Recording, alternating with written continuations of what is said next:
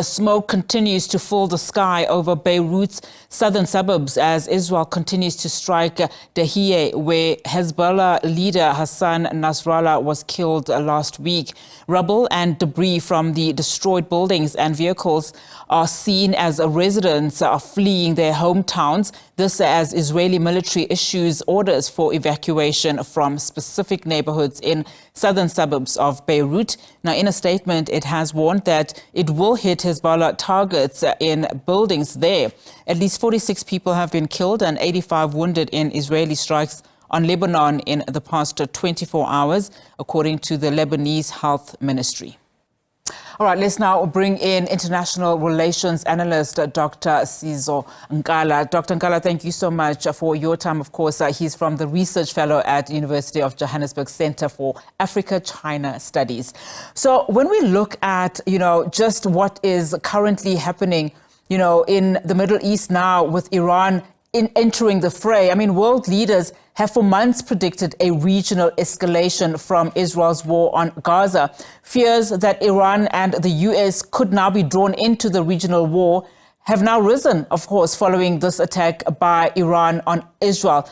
Perhaps unpack the implications that this attack by Tehran now poses, especially as we're reporting that Iran has threatened repeat attacks against Israel and now will target its infrastructure, in fact. Well, I think Iran's attack on Israel, I think it will depend on what Israel will do. And Israel has promised severe consequences in retaliation to the attack on the 1st of October.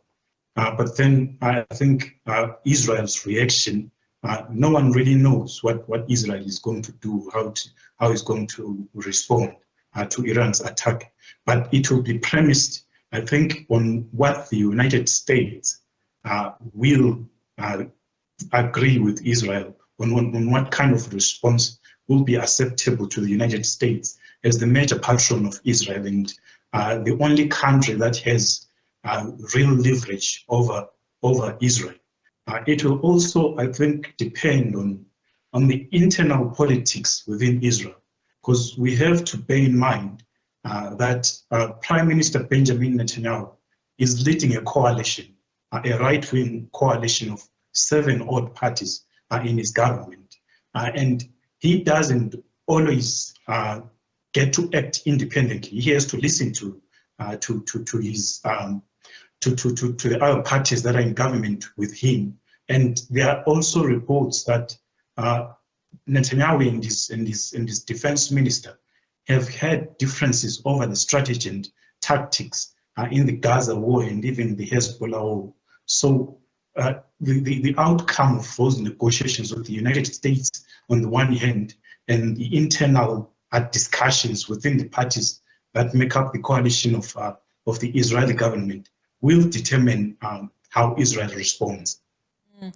I mean, Israel is already getting help and assistance from the US and the UK. We saw how, of course, they were intercepting those rockets that were fired by Iran not too long ago. There are now, of course, fears that crucial oil infrastructure will also be targeted.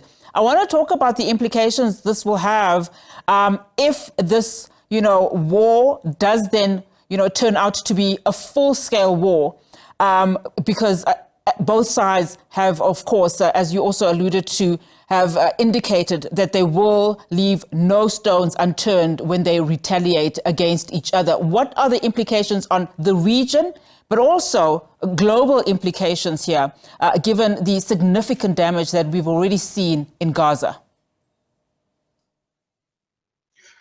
Well, first and foremost, what I think is that the statements released by Israeli politicians, I think they were meant for the Israeli public. They were very strong statements promising severe consequences on Iran. I don't think Israel has got the appetite for a full-scale war with Iran. I don't think so.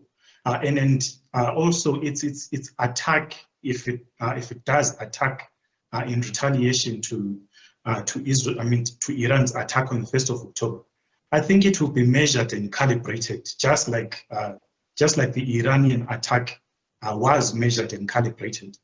There were no, I think there was just one casualty after the Iranian attack on Israel, and there was limited damage as well on Israel military sites.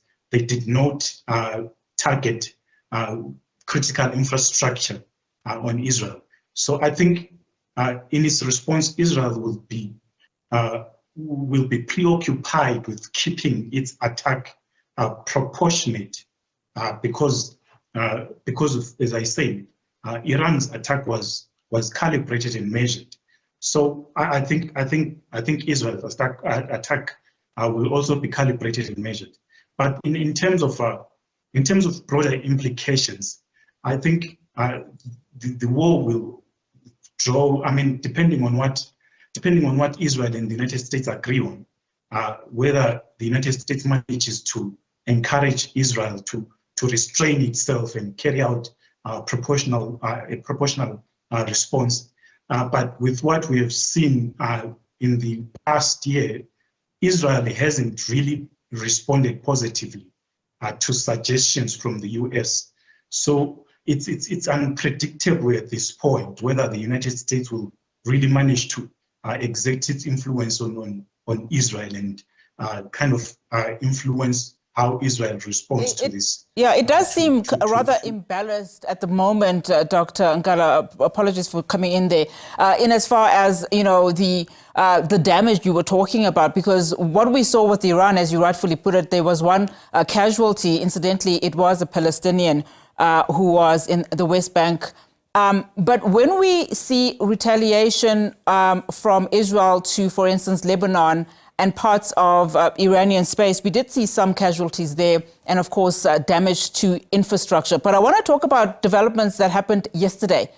In as far as the UN Security Council that was held, that emergency meeting, I mean, what role do you think the Security Council plays here in de-escalating the conflict, and how likely it is to then produce actionable resolutions, considering the political divides among some of its permanent members? I mean, especially when you consider the fact that Israel has already lashed out at the Secretary General, saying that he is persona non grata in Israel.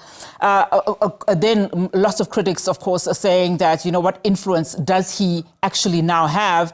And more importantly, what actionable influence will we see coming out of that Emergency Security Council meeting? I don't think the Security Council at this point is in a position to affect this conflict in any material way, simply because it is currently paralyzed and dysfunctional. The permanent members there hardly agree on anything, and I don't think they would agree on anything concerning this conflict, because they are on opposite sides of the conflict, with China and Russia supporting Iran. I mean, Iran sources some of its sophisticated weapon systems from Russia, and then also sells its weapons to Russia as well.